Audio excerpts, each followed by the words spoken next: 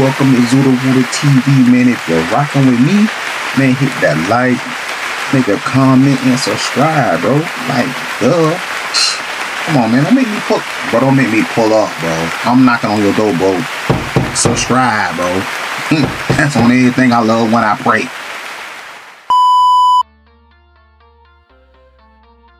Man is devastated to find out that his son is actually his little brother after his girlfriend had cheated on him with his father.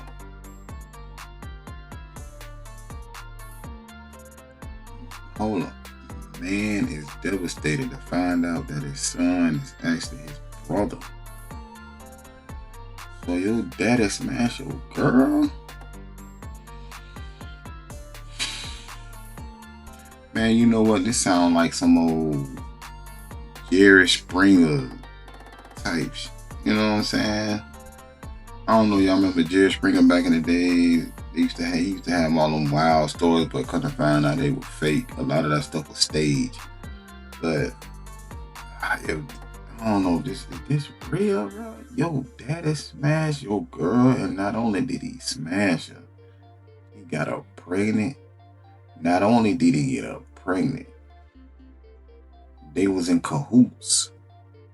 So I wonder what made him even be suspicious.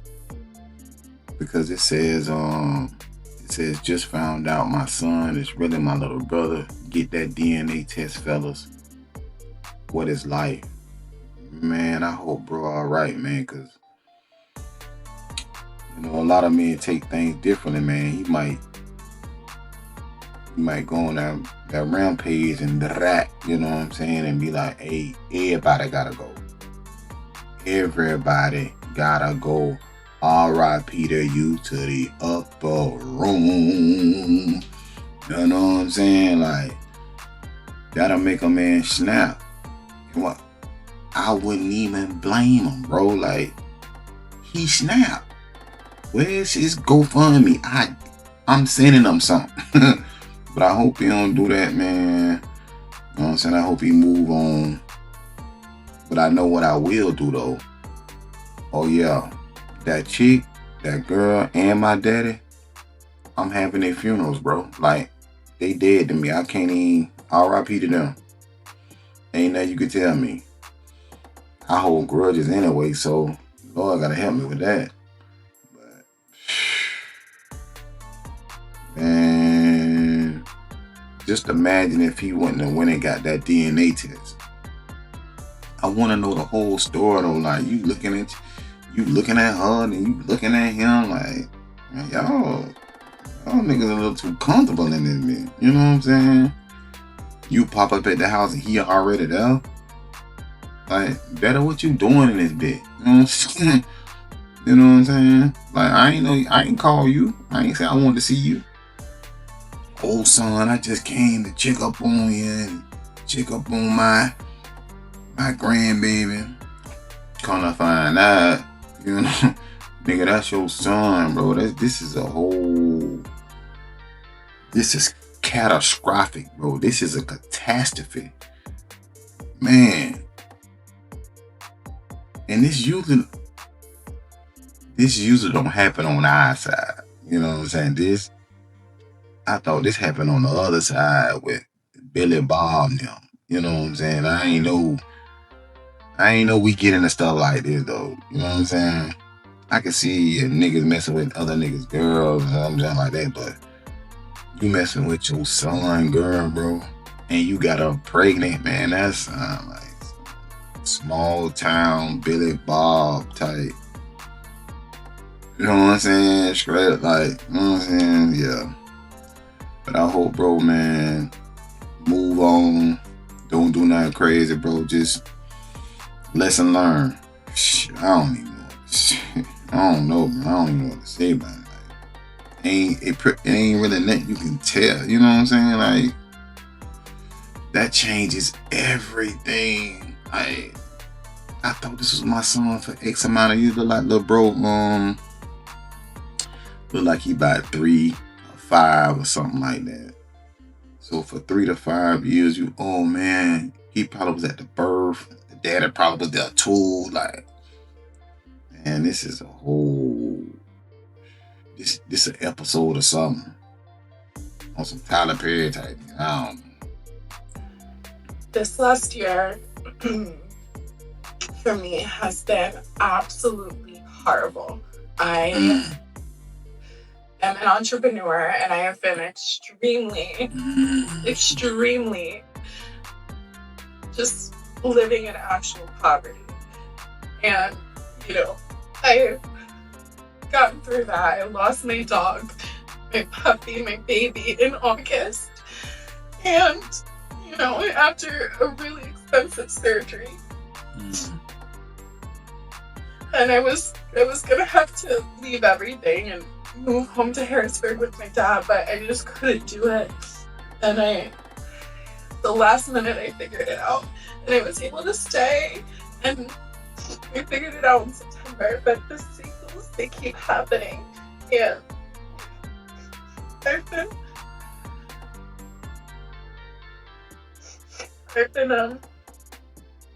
struggling again, and I was banking on a huge deal that I worked so hard on. The big real estate deal.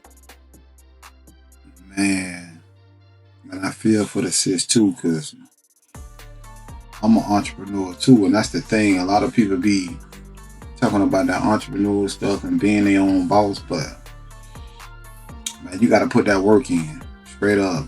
The thing about it, you're gonna have high highs, but then you're gonna have low lows, man. Like for me, I'm an entrepreneur. You know what I'm saying? I got a couple box trucks. You know what I'm saying? If anybody know about that box truck business, man, dealing with maintenance, fuel, you know what I'm saying, blow tires, ain't gonna tell them what's gonna happen. You're a phone call away from spending hundreds and maybe thousands of dollars. You know what I'm saying? So, but on that real estate thing too, like I always wanted to be an entrepreneur. I tried wholesaling, probably about 15 years ago. I tried wholesaling. And when she said real estate deal, I was like, man, I had a deal on the table to wholesale a house to an investor. It was a burnt building. And I was this close to making $20,000. This close. And he backed out the deal. The real estate dude backed out the deal at the last minute, man, almost. But that hit me. That was a gut punch, boy. So I understand what she feels. I understand what she's going through. You know what I'm saying? Like being an entrepreneur, it ain't built for everybody. But everybody want to talk that boss talk, but you got to be built for that though. You know what I'm saying? So, man.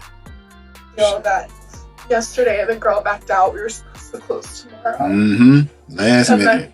Then yesterday my car battery dies. Mind you, I have $0. I can't afford to eat. Literally nothing. I have $0.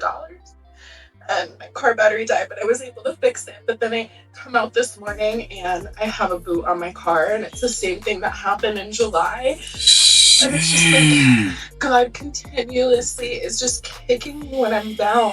And it's a cycle that just keeps happening. And nobody, like the people in my life, just the person in my life is just horrible. And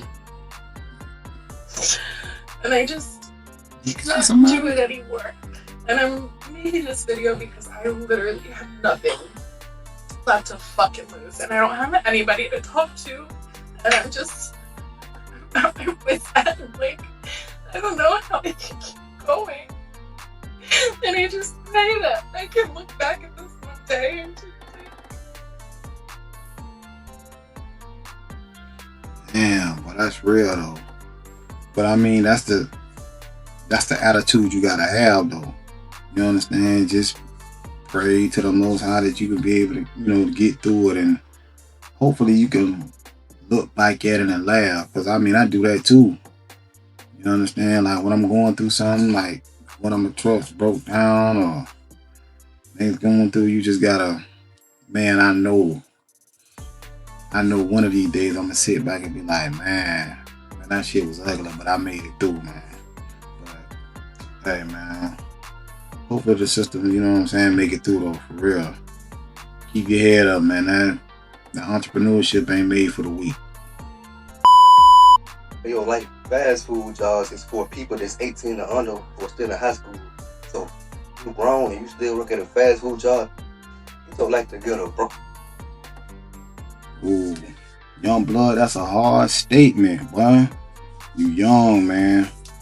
But in a way, I agree. But then at the same time, man, life happens. And you young and you don't know that, man. So ain't no telling what they, you know what I'm saying? Ain't no telling what that person going through or what happened for them to even be in that fast food place.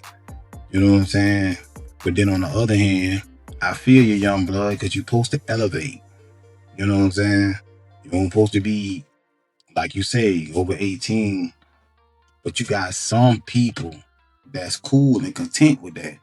Just like recently, I say within the last year or something, dude went viral for going for working at man, he went viral for working at, I want to say Taco Bell or one of those fast food places for like about 15, 20 years, and bro ain't even miss no day. You know what I'm saying? So you got some people that just cool and content with making them $200-300 a week, and shoot, they good. You know what I'm saying? So Jit, I feel you. So that means Jit, you hungry. You know what I'm saying? Everybody ain't hungry. You know, some people cool without you. I'm finna be like Calvin. You know, I don't know, I'm old, but it was a McDonald's commercial with Calvin. They tried to super nigga up to go to McDonald's, so they made Calvin in the commercial move up. First he worked behind the cash register, then he became the manager and all that shit. You know what I'm saying? Like, that shit was crazy, nigga. That still ain't made me go to McDonald's to work at McDonald's. Damn, Calvin. But Jit, I'm with you, man. Always try to do better. You know what I'm saying? But at the same time, like I say, man, life happens, Jit. And that's non-fiction. Somebody gotta say it. And I be the bitch to say it. Men are never taught to put themselves first. And honestly, it fucking shows. Like literally from a kid, y'all feed them the line like, oh, be strong, protect, provide, man up, don't cry. And then years down the line, everybody wondering why he walking around emotionally shut down, burnt out, and feeling like the world don't see him. Probably because he was never taught that he's allowed to be fucking human. Men are raised like fucking machines.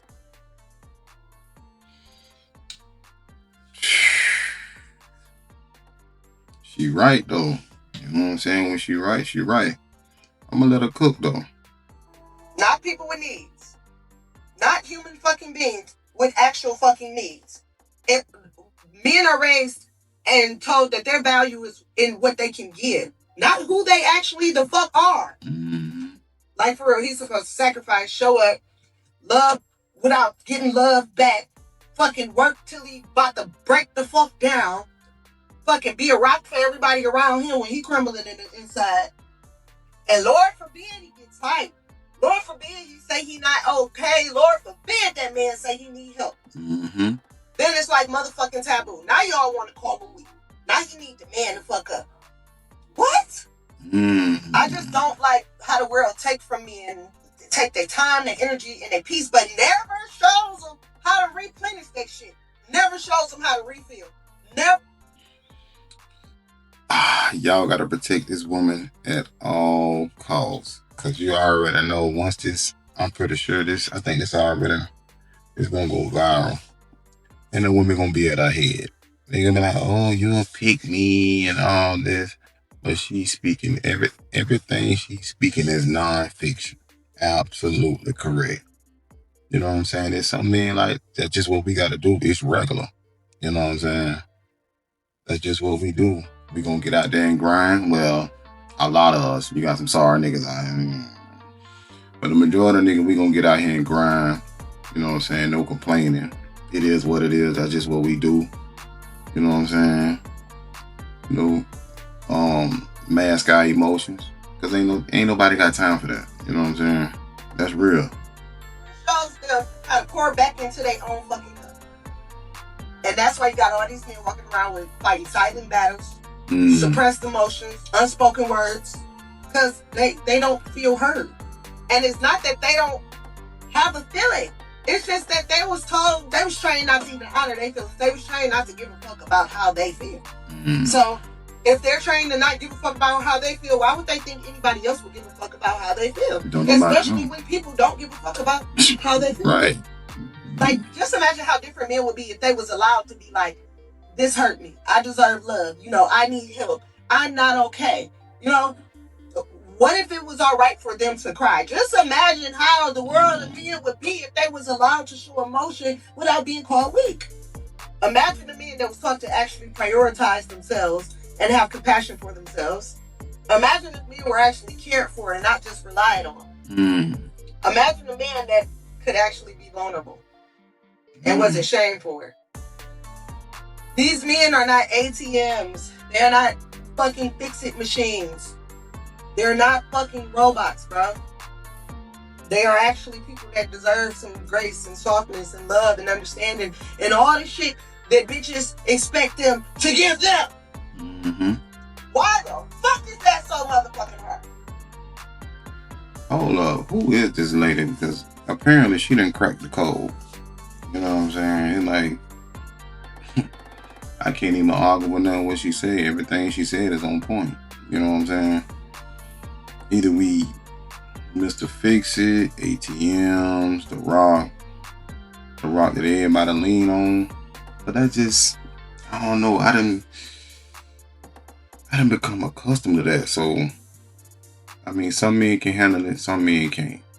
You know what I'm saying? But she absolutely correct though. It's just especially these times, these modern women, it's like, man, and that's what she talking about. All that's the bare minimum. You know what I'm saying? For a modern woman, she like, oh yeah, psh. And if you can't do that, I'll find somebody who will. I mean, it's just that simple. You know what I'm saying? There's a whole nother breed of people. You know what I'm saying? That's men and women, both sides. But yeah, it's a whole nother breed. And these modern women, it's a war out here, to be honest, man, between men and women. You know, it's a whole war. They're like, hey, if you do X, Y, Z, if not, get out of here. And men like, okay, cool, bet. You know.